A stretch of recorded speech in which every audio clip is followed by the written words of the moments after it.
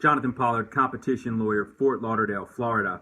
I'm just going to come right out and say it, folks. Florida has a big non-compete problem. It's turning into a non-compete crisis. The drafters of the relevant statute look at what's happened over the past 10 years and they say, this is not what we intended. This is not what the legislature intended. Litigants are abusing the non-compete law and courts are misapplying that law. On the flip side, you have courts in other jurisdictions looking at Florida non-compete law and calling it perverse, backwards, and absurd. At the same time, a number of folks in the state of Florida believe that Florida is going to become some sort of mecca for startups, for tech companies, etc. And of course, that will never happen, principally because of Florida's non-compete climate. So, without further ado, I'm going to get right into the mix. Today, I'm going to address the following. One, I'm going to explain the nature of Florida's current non-compete crisis. Two, I'm going to address the consequences that flow from that crisis. And three, I'm going to propose some possible solutions to the problem. So without further ado, let's get right into the mix. Number one, what is the crisis? Well, in order to understand Florida's non-compete crisis, you first have to back up a step and understand a bit about non-compete and competition law. So non-compete agreements are restraints of trade, right? They're restraints of trade. You can't compete, that's a textbook restraint of trade. Restraints of trade historically were illegal under the federal antitrust laws, such as the Sherman Act. Now, as antitrust law was developed, there were a number of exceptions created to the per se rule of restraints of trade being illegal. One of these exceptions came in the form of the rule of reason. The rule of reason is actually an antitrust analysis, which basically says, all right, we're going to look at this particular restraint of trade and we're going to evaluate all of the relevant factors. We're going to evaluate the market, we're going to evaluate competition, we're going to evaluate all of the specific details and determine whether or not this restraint is reasonable. Does it serve a legitimate purpose, or is its goal just to restrain competition, in which case it's a naked restraint of trade and it's therefore unenforceable and illegal. That is antitrust law, okay? Now, when you look at non-compete law, on the flip side, in many states, non-compete law is actually codified. It is actually part of a statute, and the relevant statute in most states is the state antitrust law or the state antitrust act. Florida is no exception. Florida's non-compete law can be found at 542-335 Florida statutes, which is part of Florida's antitrust act. So it makes sense that there is a connection between non-compete litigation, how non-competes are evaluated, and antitrust laws. Think back to this rule of reason, okay? This rule of reason coming out of antitrust was actually put into the non-compete statute as the proper way to evaluate non-compete agreements. So when you have a non-compete agreement, you start from the premise that it's a restraint of trade, it's presumptively unreasonable and illegal, but there are limited exceptions provided it meets a certain test for legitimacy and reasonableness. What's that test look like? Well, reasonableness has a number of different components. The first and the most basic is that it has to be reasonable in terms of its temporal and geographic scope. Problem is, a whole lot of practitioners who think they know their stuff, they stop right there. They say, well, it's a non-compete agreement and it's only for 2 years and this limited geography, so it's clearly going to be enforceable. That's nonsense, okay? That's simply reasonableness in terms of time and geography. There are a litany of other considerations that go into determining whether or not it's necessary to protect a legitimate business interest. Generally, legitimate business interest is going to take the form of truly confidential information that, if it fell into the hands of a competing company, could be leveraged unfairly against the first company. That's one. Or two, protectable substantial customer relationships. And on two, a lot of people mess up here because they think that every single customer relationship is protectable. That's not what the statute says. Florida's non-compete statute actually says that it can protect substantial customer relationships. And over the years, the courts have distilled down a sort of more specific definition of substantial. And substantial generally is going to require something like a long-term exclusive relationship with a continued expectation of future business. And substantial doesn't hinge on the dollar amount at issue. In fact, I've had cases that we won where the plaintiff claimed that there was a substantial protectable customer relationship because there was $500,000 in revenue at issue. And the court said, nope, it's not protectable because of the nature of the market. It's not exclusive, it wasn't locked in, there was no further expectation, so it's not substantial. So that's the framework that we're dealing with, right? Unfortunately, courts do not understand this. I think a substantial number of state court judges and even a limited number of Florida federal court judges do not understand that this is the framework in which we're operating. Instead, they look at it purely as a contract matter. They say, well, we have a non-compete here, Joe Smith signed it, so I'm going to hold him to his bargain, and he was trying to breach it, so he's the bad guy. I'm going to enter this here injunction. That's how it goes down 9 times out of 10. Unfortunately, that is incorrect, and that does not serve anybody's interest. The real framework, the real way of framing this is that you need to apply 2 lenses to any non-compete case, okay? So the first lens is the antitrust lens, and the second lens is the breach of contract lens. You start with the antitrust lens. You say, is it a reasonable restraint of trade? Is it reasonable in terms of time and geography? Is it reasonable in terms of the line of business? And is it reasonably necessary to protect a legitimate business interest?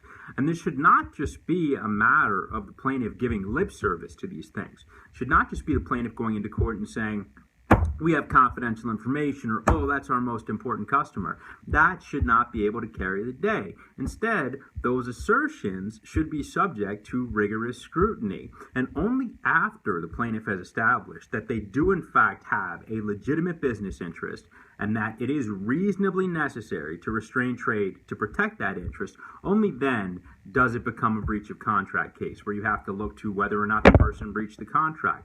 Because if they don't have the legitimate business interest, the contract goes away in its entirety as an illegal restraint of trade. Unfortunately, many Florida state court judges and even some federal court judges in Florida do not understand this analysis. So they treat it as a simple breach of contract case. What's the problem with this?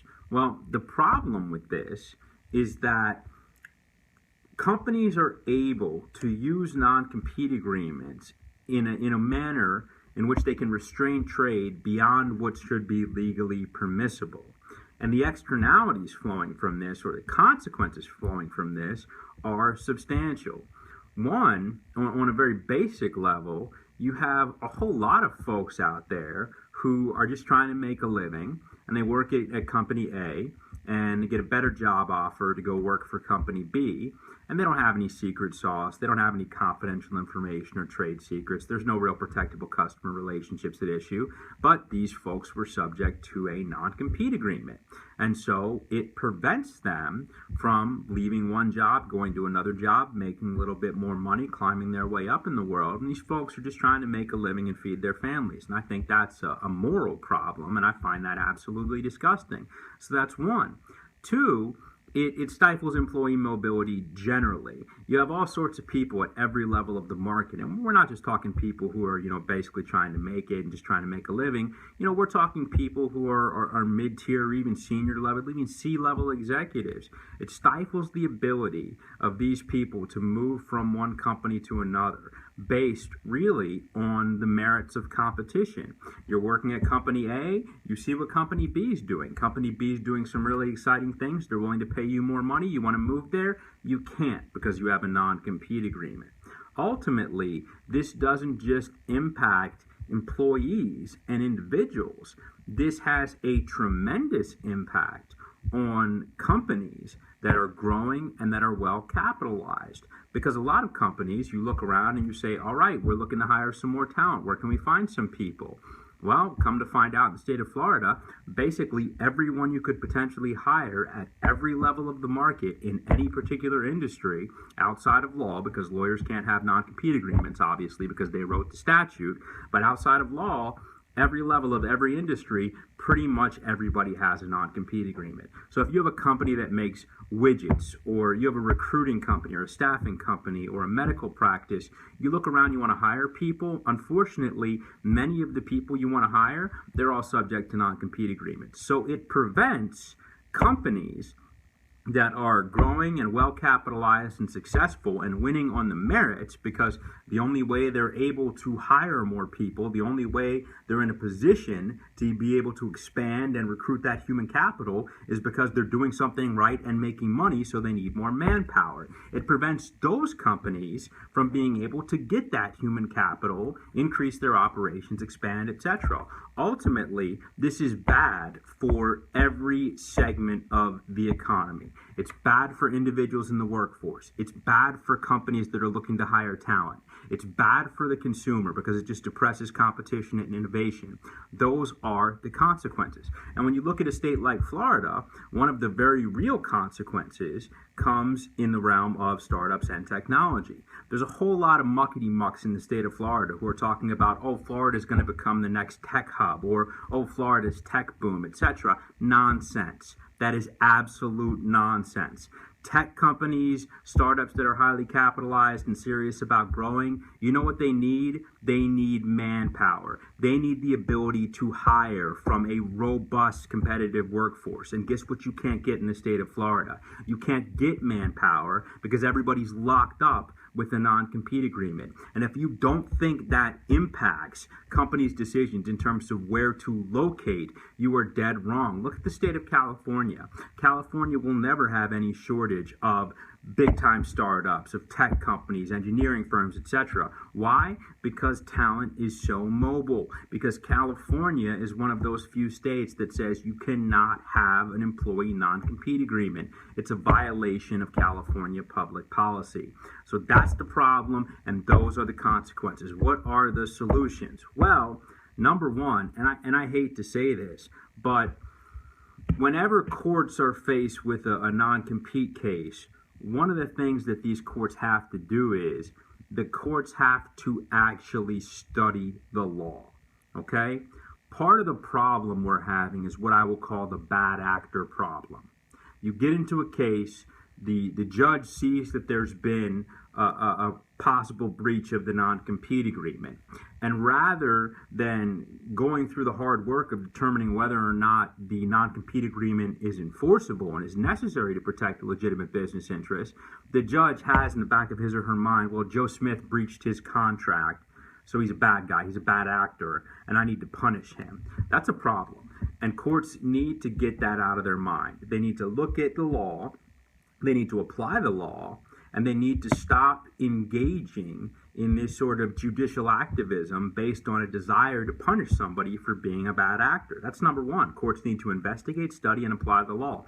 Number two, courts need to be required, not courts, but judges need to be required to take a certain amount of CLE in this particular area of law. I think perhaps more than any other area of law in the state of Florida, non-compete law is incredibly complex and incredibly confusing. And I believe that it would benefit Florida at large, the judiciary, litigants, businesses, etc., for every sitting judge in the state of Florida, certainly at the state court level, to have to take a certain number of continuing legal education credits, and some of those dedicated solely to non-compete law. Number three, we need more litigants who are willing and able, and by able I mean well capitalized. We need more litigants who are willing and able to actually fight these cases, to take these cases up on appeal, not only to the DCAs, but if necessary, ultimately to Florida's Supreme Court.